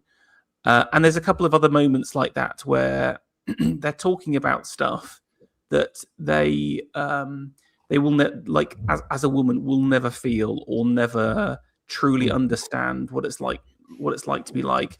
For example, where he keeps talking about his daughter. I really feel like the fatherly spirit is so different to the motherly, because it's so much more driven about protection and providing. And as a guy, I'm a father with a daughter. You feel a great sense of burden and duty to provide for your children and to make sure that they survive and have the best life possible. And it's just not the same. Like the motherly instinct is hugely important. I don't want to devalue it by any means, but it's a different life experience. And I want to go back to what the director was saying about this isn't about toxic masculinity, it's about humanity. And she's trying to universalize these feelings and emotions and say, actually, well, women can have these kind of feelings too. And it's just like, well, that's just not what reality is, which I think is ironic. We talked about the purity of sales. Here's the purity of reality, which is like, it's exceptionally rare to find a desperate woman, but it's very common to find a desperate man. Yeah. And I mean, do you know, the irony of this is in one of the interviews, Mamet talks about this. I'll just read the passage. He says it because it's really interesting and it's very pertinent to this. He says, when Greg Mosher directed Glengarry, we had a lot of salesmen come in to talk to the cast, guys who were all making like $5 million a year selling aeroplanes or industrial equipment. These guys were super closers. He said, there's a whole substratum of people who are the closer, like the Alec Baldwin character in the movie. But the most impressive salesman was a saleswoman, a Fuller Brush lady, who came in and showed us how to do the Fuller Brush spiel. Fuller Brush is a big American company that does just brushes for all kind of household needs. And he says, it was great.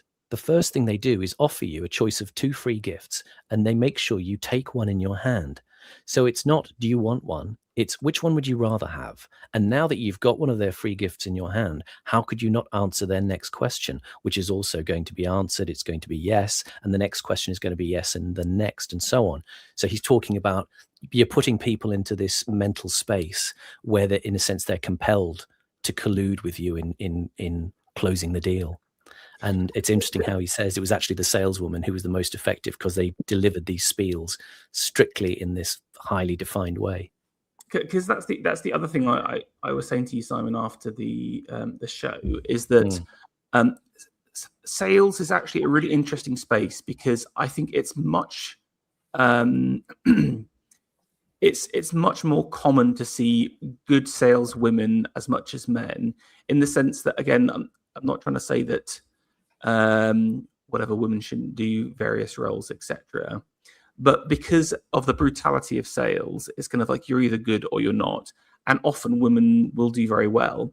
But their sales technique, I talked about the individuality of the salesman, is very, very different. And they will often go down the route of the mother or the route of the lover in terms of sales. There's kind of like a sexy femme fatale style which appeals to men. There's been some really good shows recently about the fentanyl incidents in the US. What's that terribly evil family called? The Sacklers. The Sacklers, yes. The Sacklers. Bastards.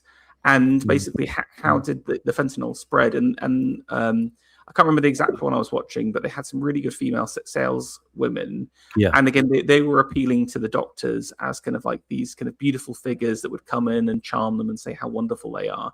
That's the root of the lover, but the root of the mother is also important, where men and women are looking for someone to help them, to someone to guide them, to look after them, etc. So sales is unique in the sense that women have something individual to offer that men cannot reproduce, but all of that nuance is missed because the director is looking at not men and women but humanity and seeing us as these kind of ubiquitous creatures, but actually we've got these kind of unique things that make us interesting. And I think there's a fundamental misunderstanding with that sort of generalized kind of soupy view of humanity. Think of the humanity. This goes to the heart of it for me, looking at it with a sort of actor's brain as well. And Mamet agrees with this. I found him sort of quoting exactly what I was thinking. But basically, when you're on stage, you're going on and you're playing a succession of actions and you're building up the detail in the actions in the world. And, if you go back to your Stanislavski, the theory is that the intensity of the detail that you've built up will elicit emotions naturally because you've created, it's like being on an ultra detailed movie set and being chased by a monster that's actually there. You actually feel, God, I can feel the fear, I can feel the things happening. And this is what Mamet points out about this play. He says, the action is what the character is doing. That's what the actor must do. Acting has absolutely nothing to do with the emotion or feeling emotional. It has little to do with emotion as playing a violin does. You have to study emotion, but people don't go to the theatre to hear the emotion. They go to hear the concerto. The emotions should take place in the audience. And that was the difference for me between what they were doing, is that I wondered if it's a way that when women negotiate social space, that there isn't more concealment as versus what men do here, because what they're not playing is the action.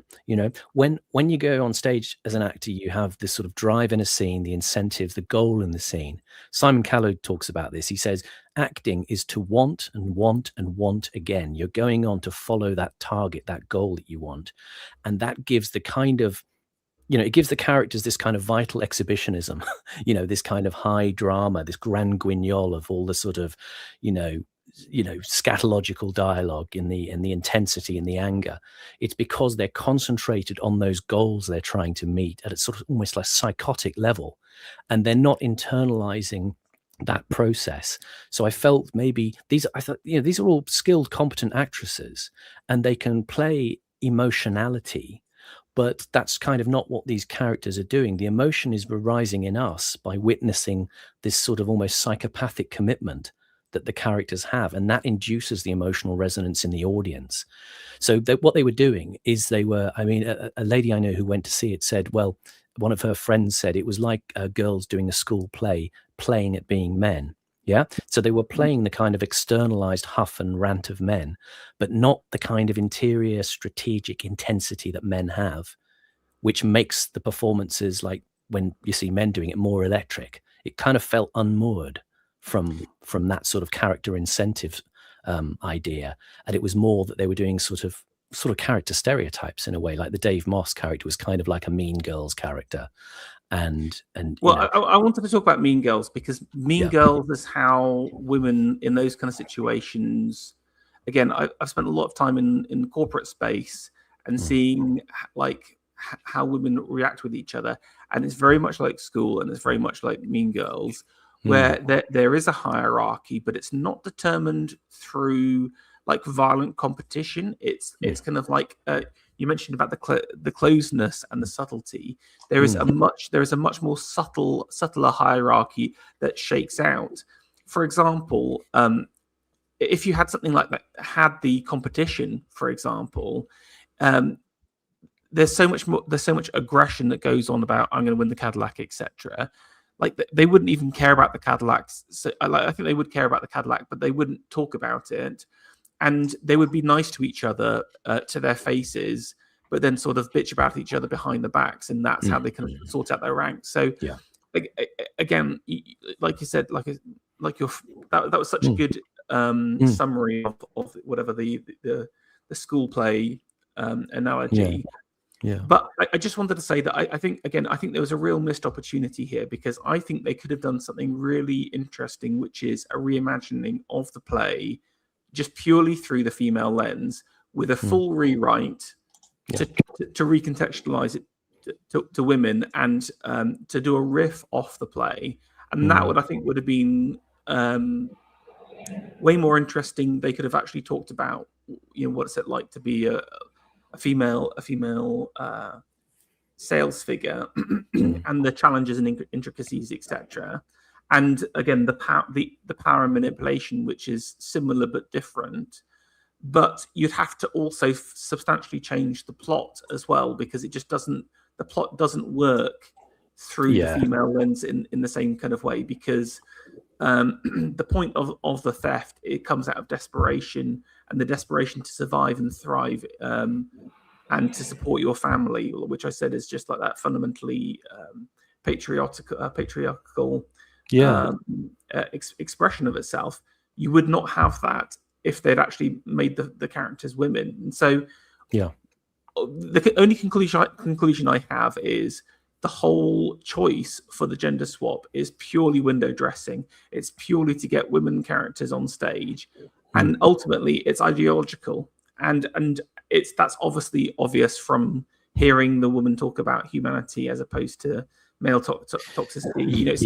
It's obvious. It was the obvious thing that we all knew it was going to be. But again, it's just unbelievably disappointing, because why do we do things here? Why do we bother putting on shows here? Is this just about getting more women, like increasing the percentage of women actors? It's like a perverse form of bureaucracy and managerialism, as opposed to the brave entrepreneurial spirit of the true actor. We're the last of the dying breed, Simon, is what I'm trying to say. And these guys are the clock watchers. This is the choice to do it in this kind of way is pure bureaucracy, and it's anti-intellectual, and it's anti-creative, and it's anti-art in itself, and it's an exercise in box ticking. Yes, and to just recapitulate what you say there, the lady I knew who went, she sent me some comments about it afterwards, and she and her friends said, if it was about salesmen, why use female actors? If it was about saleswomen, we didn't feel it rang true, because women, even the most go-getting ones, don't behave like that. We're more underhand and subtle in getting what we want. We don't say things straight, and probably behave less like a pack as well. So I feel it's there, and I'm going to use one of my sort of pretentious cultural theory words there, but what it does is it kills the jouissance of the piece here. The idea of jouissance is the joy. It's not just joy in the English sense. It's this adapted cultural theory sense that it's the joy of eating the McDonald's hamburger. You enjoy it, but you kind of know it's also going to do bad things to you. And the joy of Glengarry Glen Ross is in going and having that ferocity of male intensity in the play. And that's the problem, I think, with what Marber does. Like I said, he did with the producers. Again, you're kind of taking the bite out of it. And what you could do, and this is where you sort of won me round slightly, is saying you do have to reconceive of the play in the way that the dynamic energies are going to be deployed by different kinds of actors, in this case, gender swapped actors. And then you have to find a new fulcrum for the play on which the play pivots, in order to make it work, to give it that same jouissance, that same engagement and grip that it would have if you were playing it, like you see with the film, where it's a sort of high intensity barreling train load of violence that's suppressed and filtered through language in this complex way. And you can't do it by just putting people in skirts on the stage and saying, well, these are kind of universal feelings, because it doesn't then contain the way Mamet filters life into the play any longer. It just becomes a kind of, like you say, a political vehicle for. I would say it's at this stage. Again, this is why I'm saying so much stuff is so tired, and it's not even political. It's a distinctly conservative trait where they're not even feel like they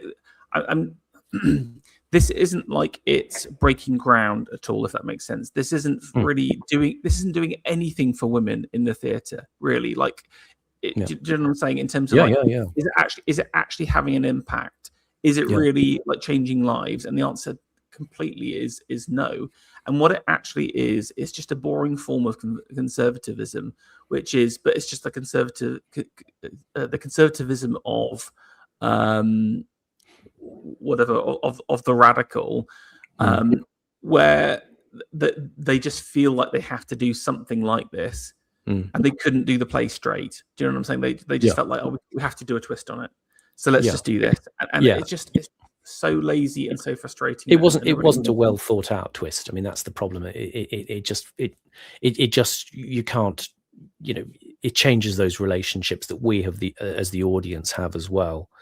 And you sort of can't undermine the power relations that work in the play in this way, without heftily rethinking, as you say, the dialogue and maybe even the plot or the way the action is deployed. It's just not going to sort of transfer in that way. And I think that's the exercise as it is. It shows me that, I've sort of been, I tried cross casting when I did plays back at university and so on, and there was just these fundamental problems that came out, that it's people managing the kind of weight and, as I say, the hinterland that they have to bring as characters and the sense of intensity they bring because of the type of character that they are. And as you say, there were things that people just perhaps couldn't relate to without being, the sex that the character is. Yeah, I would say I think there are certain characters where you can gender swap and it doesn't really make much difference. The classic is Prospero's Ariel in The Tempest, for example. I've seen both. Sort of androgyne, yeah, exactly. Because it's meant to be a genderless creature in the first place, but and again, I think there are opportunities for it. But I think you got to think of it holistically. Like I said, would it work with the actual parts, or do you need to do something bigger? And actually, I think, like I said, missed opportunity is the right word. Okay, I want to round this up with individual performances. Whether who do you think was the best or the worst, or were they all rubbish in your opinion? I'm afraid they were just all flat to me. The lady who sent me some comments thought that they were very sort of engaging performances. I'm just sort of looking back at what she was saying, very high energy, entertaining, and she was pleased with the way that they kind of sort of bantered and the intensity of the dialogue. But I just felt I couldn't place it in the way that it sort of fundamentally ignored things about the way Mamet's dialogue seems to work, and it was just people delivering the lines at each other and expecting them to kind of do the work, and it really didn't. You can't displace the sense of what those characters are bringing, and they didn't seem to be very particularly highly well sketched characters. I mean, one of the worst ones was the lady playing Aronoff, who just seemed to be kind of in a duo with the David Moss character, the mean girl. And so she was kind of being cast as like the fat friend at high school in a way. That's how it felt. It wasn't that she was bringing anything to it other than a kind of sense of being slightly confused by everything and receding into the background at times. And actually the Aronoff character, I think, has got a deeper interest than that. And Roma, I felt, it was somewhat cheap, doing this thing of kind of bringing a sort of sexual tension into the character in a way that kind of feels very much of the moment, especially in London theatre. Oh, look, aren't we being a little bit transgressive here? Oh, what's the suggestion here? It's just pedestrian, though, Simon. Yeah. I thought that was interesting with your comments on the Aronoff character, just because, again, he didn't get sold to, and again, like I said, he initially looks like he's a bad sales guy because he isn't aggressive and doesn't have all of these different characters, but he resisted being sold to by the salesman, which says to me that actually he's better than he makes out to be. And again, I think that's another thing you need to know about sales. Don't underestimate people, because you might be surprised really about how well they perform. For me, I really like the woman who plays Levine, but she really failed, I think, like you said, to pull the part still. But I think she had a good performance. I thought the Moss character was the best. Moss actress, she was really, really good, very strong. This is across here, and again they sort of her part was very different to how it's done in the movie show. Yeah. In my opinion, it's it's sort of very different characters, and like I said, there is more of that kind of like. So I feel like she's the only person where they sort of played her differently. She tried to reconceive of the tension in the character. I think. Yeah, I think you're right. I think that's right. It was kind of, it's orthogonal to what's in the film completely, and it sort of gave the sense of different drives, but ones which were equally competitive and provoking in the context of the character interactions. Although to me, maybe that it seemed like it suggested to you almost that things like, for instance, the costume and the characterization could have almost gone a bit more cartoonish, and in a way, and a bit more extreme. Sorry, the 80s. This isn't cartoonish. This is real life, Simon. I know it is. But what I'm saying is, look, what they did was this is kind of like a little bit 80s. They put in a jazzy shirt or whatever, but it's genuinely boring at the same time. And again, it's just like you've got the opportunity to cover 80s saleswomen. I don't know. I would just go fucking all in, Simon. I would just have some fun. Because when I said that, I was thinking of something like the Meryl Streep character in The Devil Wears Prada or something, something a bit more Cruella de Vil almost. Cruella, yeah. Again, I think that would have been a good like archetype to lean into in terms of some of the characters again that wasn't even touched. I thought the office manager was good. She was kind of like exceptionally annoying, and I wanted to hate that character. She was an HR lady. Yeah, that is actually so true.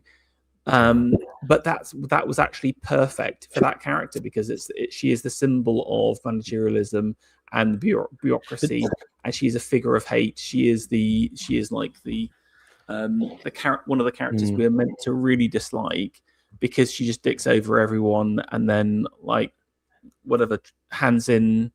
She's unfaithful in the sense that she says one thing at the end and then reneges on that to save her own bacon. She was unlikable, but she didn't work for me as well. And this was a key thing I thought actually that made it very difficult. Indira Varma, who played Levine, again, they were probably all competent actresses. That's not what I'm critiquing. It was that I felt the way they played it didn't allow them the generosity to give each other what they needed. So when you see in the film the Williamson Levine, so it's Kevin Spacey playing Williamson and Jack Lemmon playing Levine, the tension in that relationship is because Williamson really gives pushback and needling to Levine, and Levine has to work in order to try and bargain with the Spacey character. And the kind of engagement in those scenes is that you see that the Spacey character Williamson is giving Levine an ear and letting him try and ply his kind of pathetic bargains and offers that he's making, but he also pushes back on him, and there's quite a tension and an anger between them as well, because Levine is trying to play the I'm the older guy here, come on, give me a bit of respect, and sort of nudging him and needling him a bit, and the Spacey character does it back, and it feels like it then gives the relationship something to strike off, whereas she seems kind of cold and indifferent. It's sort of arms folded and walking away and looking kind of sour about the whole thing. Again, that's how those HR women are like, though. That she is the perfect archetype for. But it doesn't. As an actor, it doesn't give you the tension you need. It's not generous enough to actually give the dynamic of the relationship. Maybe you're right for that scene, but I thought she was again one of the better parts. I'm just trying to think. My least favorite character was Roma. I thought she was genuinely not a good actress. Didn't deliver the lines very well at all. Again, had no presence on the stage. So I thought she came off exceedingly poorly for me. I didn't like her at all. And the police officer was fine, but she had like 5 lines, so nothing really to talk about. No. Okay, I want to round out the stream, Simon. What's your overall take? And then give me a star rating out of 5. 0 out of 5. And I'm with this. The person, the lady who went, says, it's not fair to compare it to the film. And I'm always reminded, when I used to work at the RSC years ago, I was doing publishing work. I wasn't acting, but they mounted a production of a Martin McDonagh play called The Lieutenant of Inishmore. And I went to the press night, and one of the people who were on the team asked me, what did I think of it? It was meant to be a kind of edgy, dark satire. And I mean, around that time, people like, Chris Morris were on the TV and on the radio, things like Blue Jam, doing actual really dark, edgy satire. And I said this to the guy, and I said, I just didn't think it wasn't really that edgy or dark. And he said, oh, come on, it's not fair to compare it with stuff like Chris Morris. And I said, why not? Why isn't it fair? If it's not good enough, it's not good enough. And I just didn't think it was good enough.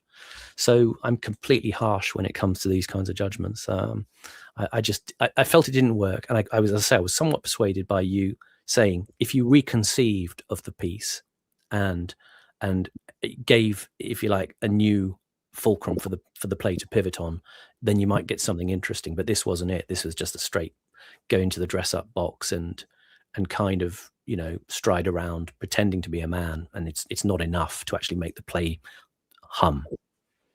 By the way, I've got my female title for the play for the full rewrite. Yeah. Gwyn Ross.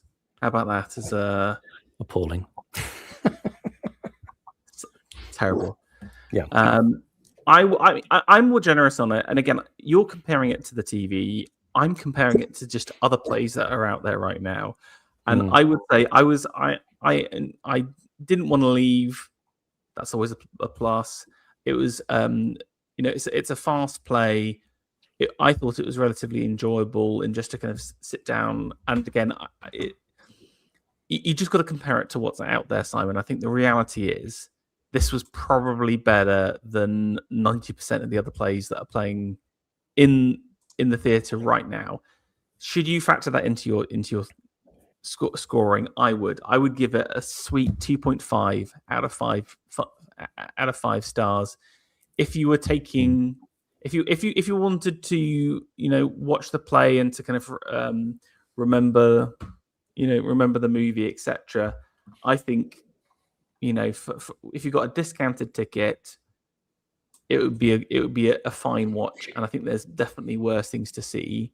But I think it's a play ultimately without vision, it doesn't really step out, and it's not really bold in its artistic direction at all.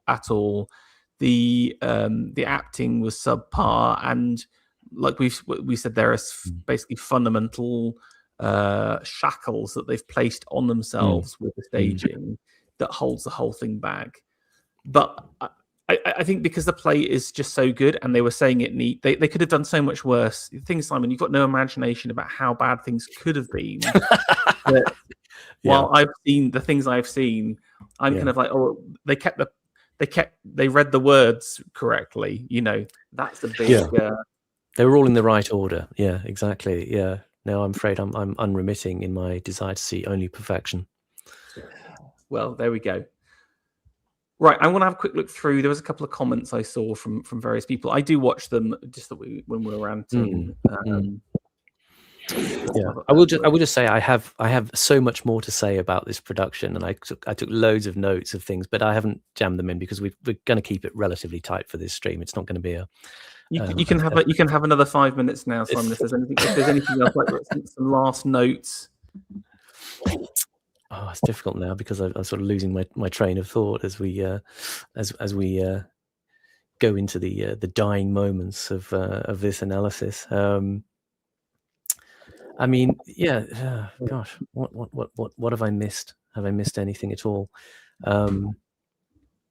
I will say one thing about the stage design. I don't like this thing of increasingly having like delocated space on stage, because I think we've got into a mode in theatre in London, let's say, where you've obviously got illusionistic theatre where they do elaborate sets, and there's a sense of something of a reality that's being created. But there's also a polar extreme where they try to delocate things into a kind of neutral space. It's comparable to what you're saying about, thinking about generalized humanity. It's a kind of very sort of wet and kind of soupy and vague and vociferous idea. It doesn't really cohere. One of the things I demand when I see a play is I want a powerful suggestion of a texture, of a bustle of a world outside from which the characters are springing into that spotlit arena where we are then contemplating them. There's no kind of ferment of inner or outer circumstances with this production. And I think that's increasingly a sort of tendency to downplay anything that smacks of detail or ostentation. It's kind of like we're trying to signal this piece of drama it's just pure intent, and we're not selling it with any contextual design pressure or conception in terms of the actors, the movement, the sound, the mise en scène, the physicality. Everybody. It's a sort of cheap way of dealing with actors. I hate it because it shortchanges you as an actor. It puts you on stage and says you've just got to kind of entrepreneurialize yourself into existence. You've got to bring all of the meaning and the backstory and the context and do it without any assistance from anything else that's being done by the director or the designer. And it becomes like a series of turns. And the problem is it ends up and it leads to celebrity-driven theatre. So you end up with plays where it relies on the celebrity function of the actor. If James Corden isn't enough for you in this play, well, I don't know what else I can do for you. It feels a little bit, like you're being chased out of the theatre at times because it's rejecting any kind of theatric illusionism for this kind of bogus idea of being simple and honest. And really what it does is it just isolates the actor somewhat. And I think that's why I got this sense that the characters were being put in the dock and were being judged. And that was part of, again, I think a sort of political undercurrent in the play that they wanted to kind of kick away the supports. So it didn't get the sort of illusionistic support and the buttressing that you get from more detail in the world building. And I thought I didn't like. Let's just chat about characters in the dock a second, because I think it is interesting.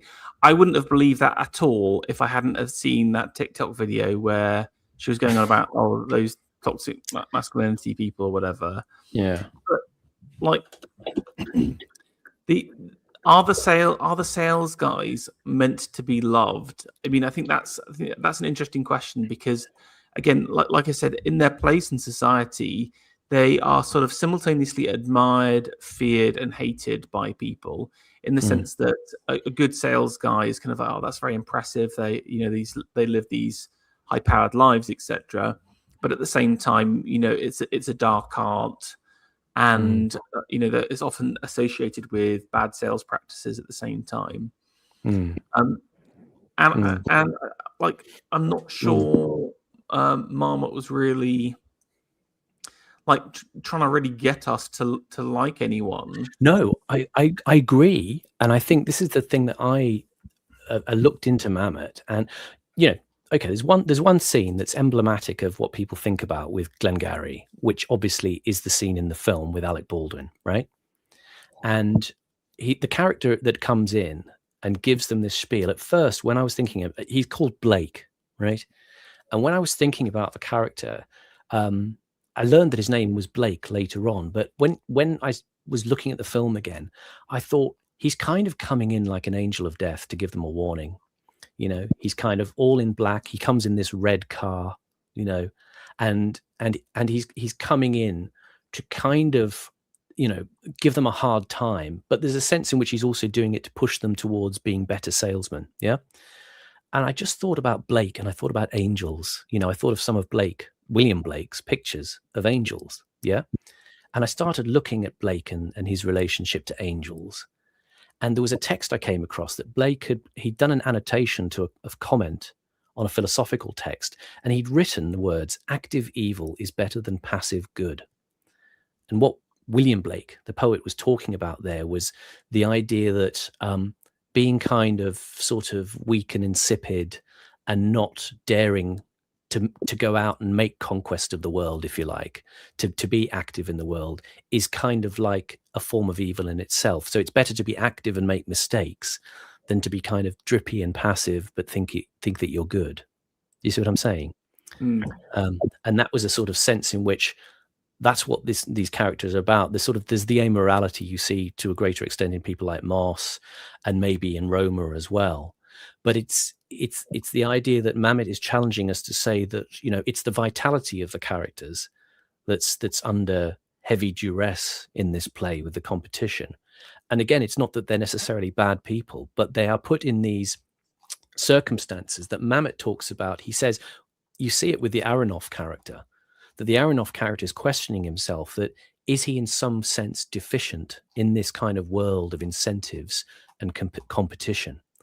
And that, I think, is perhaps a very sort of modern contemplation, that are we actually, are we working in these systems that are actually bad for us? I think that's where Mamet's coming from at that time, when he's addressing this idea of masculinity and capitalism, that he's questioning whether it's normal.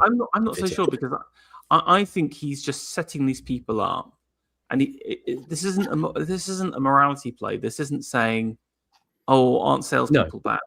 No, it's not. "Oh, aren't." It's just a story about how we lie to ourselves and how we lie to each other. And funnily enough, those last 2 points of the annoying woman director, the manipulation and power, and I would say hierarchy as well, and relationships. It's you mentioned at the start, he described it as like a melodrama or something like that, and that's what it is.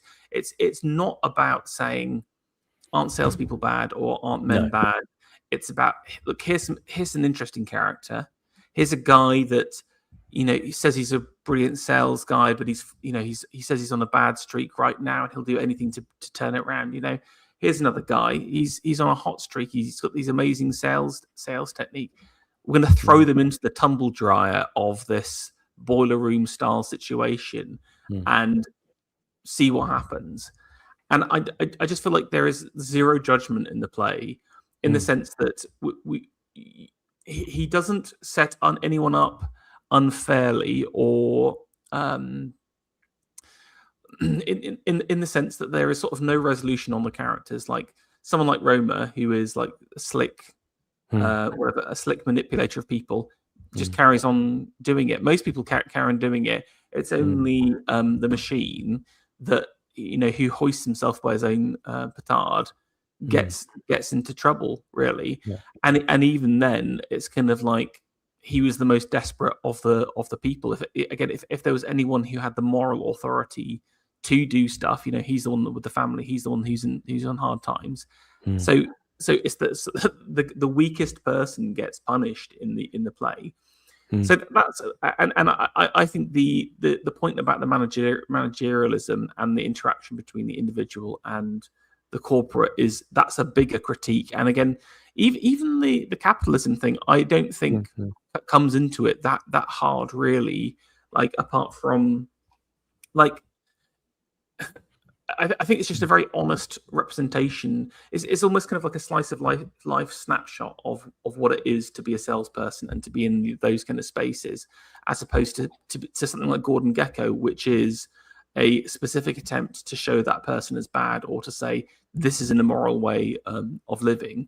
And so I think the fundamental problem they had was they said, look, these guys are all whatever, testosterone-filled toxic people. But then they read the play as it was, so they weren't able to set up anything. They weren't able to change anything, really. The stars and fate were set for the play.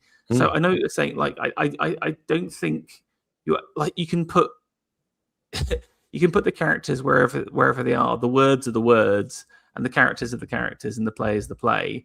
And so there is only so much you can do, which is very, very small in really even judging these characters. And that's why I didn't feel that judgment at all, even though clearly they were attempting to do something like that, which again shows to me, but that's a failure of production, though, isn't it? If your vision was, this is a critique of toxic masculinity, etc., you have failed, because that's not what the original playwright really was talking about, and you haven't managed to bring that up as a particularly strong theme. No, I mean, I absolutely agree with you, and I don't think there is a judgment in that. What I'm trying to allude to is the sense in which what Mamet is talking about is kind of vitality in a sense, and how it expresses, and the way in which, as you say, they've conceived of it as toxic masculinity, under recognizes what he's actually really trying to talk about. It's that the characters are sort of are questions about themselves and the way they operate. This thing, as I say, he says about Aronoff, he says Aronoff has some degree of conscience, some awareness. He's troubled. Corruption troubles him. The question he's troubled by is whether his inability to succeed in the society in which he's placed is a defect. That's okay. Interesting. Whether they fit in, with what they actually want. In a way, Roma is the one who suffers the least. He just, as you say, he just kind of trundles on. But he's the worst, exactly. And in a way, he's the most amoral of all of the characters, and yet seemingly the most charming and likable as well.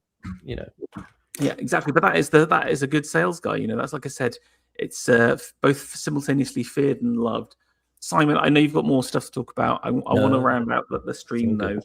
If you please give Simon a follow if you're not on Twitter. Simon, you should be launching your Blue Sky next week, so you can avoid the social media ban. As I shall be. I'm gonna create a Blue Sky now to get ahead of the curve, just to avoid the social media ban. But Simon, maybe you could tweet out some more of your thoughts as like a Twitter thread or something like that next. I'll stick out a couple of the Mamet interviews which he did that were quite interesting in talking about this stuff. I mean, I think he is kind of quite spare in what he's thinking, but you'll find it very direct in what he says and what I think he intends with this kind of production. Nice. I just want to read out some of the comments. I just want to say thank you everyone who's listened in and your live stream comments. Dan Ashcroft said about that he watched Christian Slater doing Ricky Roma in London in 2017. Not a believable salesman, lacked empathy. It's a shame. I like Slater, but I can see how he wouldn't have been a good. I looked at a picture of him earlier playing the part, and I just felt there was something unconvincing about him in that role. It just didn't seem right. Andrew Ross says they should redo 4 Men in a Car at the Old Vic with the same cast members. What the comic strip presents 4 Men in a Car. Have you seen that? No, I have not. Oh, it's very good. Yeah, I'll send you a link to it. Yeah, that's about air conditioning. I think they're air conditioning salesmen or something like that. They're all going to a conference and a car breaks down, and it's a sort of a mini version in a way that they fracture under stress. And Ecclesford says Ferro sounds a bit like Mark Commode. That's the most offensive thing anyone has ever said to me. Yeah, he's much nicer than Mark Commode. Doesn't play skiffle either. Well, there we go. Exactly. Yeah. And let's leave it on that. I just want to say thank you very much, Simon, for your wisdom, your interesting discussion as ever. There might be a chance we'll see something else this year. We'll see there's something on the cards potentially, but who knows? Yeah. We don't want to give you too much. The Elite Theatre Club, you get what you're given. That's it. And I just want to say thank you very much to everyone who's taken the 2 hours to listen in and to the review. Really appreciate it. And if any other production team from the Old Vic are listening right now, do better next time, please. And with that,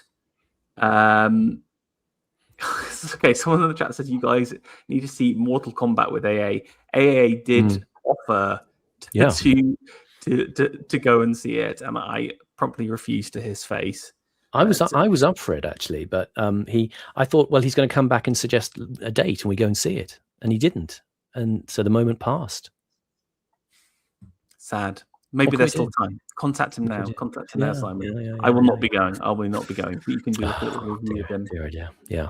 Can I just say one other thing that apart from being on the Deepest Lore again tomorrow with AA and Horus, I'm also going to be doing a stream on a play called Red about the artist Mark Rothko on Thursday with our friend Alexander Adams on a new channel called A New Pantheon, and we'll be talking about that. Sounds amazing. Give me the channel link. I'll put it in the description after the stream. Send it to you. Right. Thanks very much, all, and we'll see you all later.